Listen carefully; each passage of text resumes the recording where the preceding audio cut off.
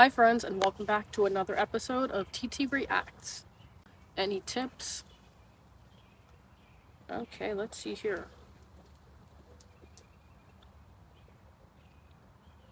Okay, so this person, I guess he's focusing on his press handstand. I don't know if he wants tips on the press or on the actual handstand. Let's see here. Okay, so it looks like he's still working out how to get the handstand.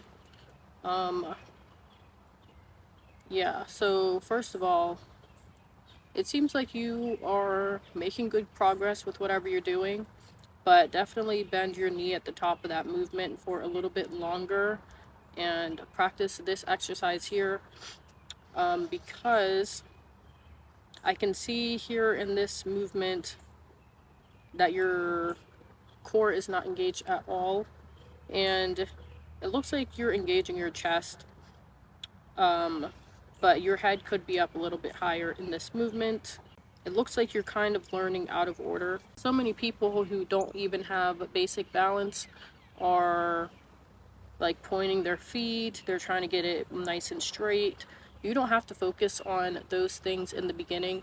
That definitely can come with time, but really just focus on getting the correct form and the basics down, such as engaging your core, engaging your chest, and being able to hold it for a long enough period of time, which most times is really just getting your breathing patterns correct and knowing how to brace for that movement in a standing position. Now, this person, he obviously started from the ground, which, I mean, that's okay. It's not a big deal. I have no doubt he knows how to kick up normally, but definitely focusing on kicking up correctly and being able to consistently get a handstand and being able to hold it for at least 10 seconds. I feel like you should focus on that and make sure that you feel confident and comfortable in that handstand before you move on to trying to get your press, before focusing on technique and making it look as pretty as possible. So yes, this person, I suggest you go backwards and just get the basic handstand without a wall, and then you can progress and do all the tricks that you want to do. But like I said, this progression here will help you. You start with one for 1 week, do it 3 to 5 times. That's going to be on an interval. You could do 20 seconds on, 10 seconds off. That's the one that I recommend. And then once you get that workout down, you move on to the next one. And then your final circuit will be actually having the handstand and holding that as long as possible. That will teach you how to get the stability. And with this exercise, you're also getting a lot stronger. So you really can't go wrong with it. So yes, 20 seconds on, 10 seconds off. And I will link in my bio the interval timer that you can use for these workouts. Any tips on my form? Okay. The way he kicked up was kind of weird, but I like it. He obviously knows what he's doing. See, there was a slight arch in the beginning. Definitely practice bracing before you get into kicking up. So when you're down on the ground, definitely curve your pelvis under and make sure that it's nice and engaged. Your core is nice and engaged, so that when you get to the top of the movement, you won't have to self-correct like what we're seeing here. Toward the end, you can see that the handstand is pretty perfect, but really at the end of the day, you should ask yourself, how do I feel when I'm performing this handstand? Am I feeling any pain? And then from there, you can make adjustments based on how you feel. There's always a way to adjust your form to fix whatever issues you're having. But from what I see here, other than the fact that your hands are kind of pointed out like this, probably just focus on keeping it straight rather than doing it kind of out like a spider.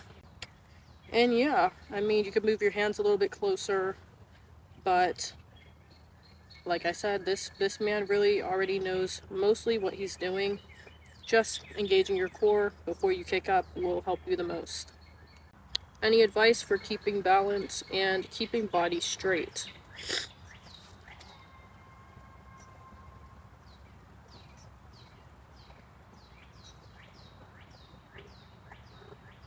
Okay.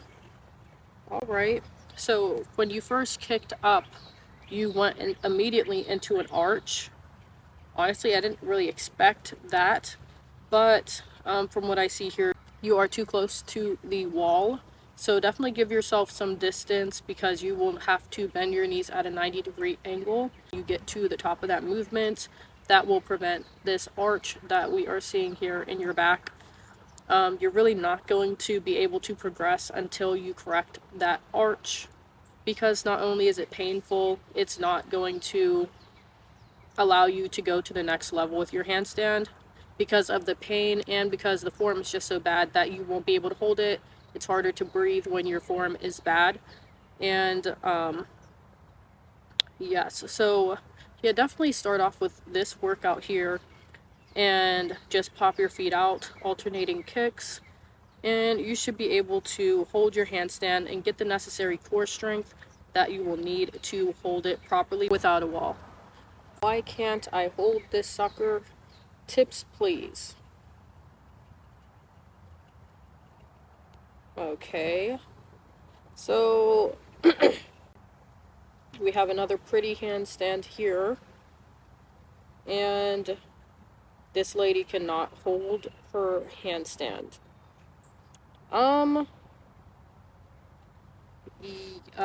Yeah, so like I continuously say to people that have such a pretty straight aesthetic handstand, I think that's kind of backwards because the way that something looks should come last. But if you don't even have the basic handstand down, you really shouldn't be focusing on how it looks. I know you want people to give you reassurance and give you words of affirmation and say, your form is so good, keep going, and this and that. But sometimes you have to sacrifice a little bit of your perfection and the way it looks in order to learn how to properly hold the handstand and get the necessary balance that you will need in order to get that. Not to say to start arching your back and whatnot. However, when you learn this way, I think it's a little bit harder because as you see when she kicked up, it took away some of her chest engagement. So I think that in the beginning, definitely utilize your chest muscles when you are doing these handstands. Your chest muscles will help you to hold yourself up and have more control in that movement. It's going to slightly curve your upper back, which is okay. It's not going to injure you. The issue is your lower back curving the opposing direction, which you don't want. You don't want to arch your lower back because that's where your kidneys are. But you can compromise a little bit on the straightness of the upper back in order to use more of your chest muscles to hold you up. And then as you go along, when your handstand is strong and your muscles are a lot stronger, you can go ahead and straighten that back and proceed to whatever tricks you want to do and different things that you're looking to do. But in the beginning, I think you need to lean on whatever muscles you can in order to get the stability and the strength to hold a handstand for a long period of time. Now, me personally, I never really cared about the perfection of the handstand, and I feel like it's helped me to progress further and faster by using my muscles instead of trying to make it look so perfect to where now I'm learning it a lot slower and not really progressing fast enough.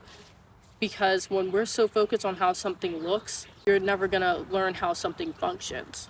It's just like if you walk into a restaurant and see that it's all pretty, it looks all nice and whatever, but when you actually sit down and look around, everything is disorganized. Everything's out of order. So you want to do things in order and facilitate that. So make it a little bit easier by compromising on the perfection, which isn't necessary, by the way, and you will be able to appreciate and really trust the process of learning a handstand rather than just focusing on how it looks. So yes, that's my advice to this lady. go back and learn the fundamentals so that you can hold your handstand for a little bit longer. Alrighty friends, well that was the last video. Thank you guys so much for tuning in. And if you liked the video, go ahead and hit that like button and subscribe to the channel. And I'll be out with more videos soon. Till then, ciao ciao ciao.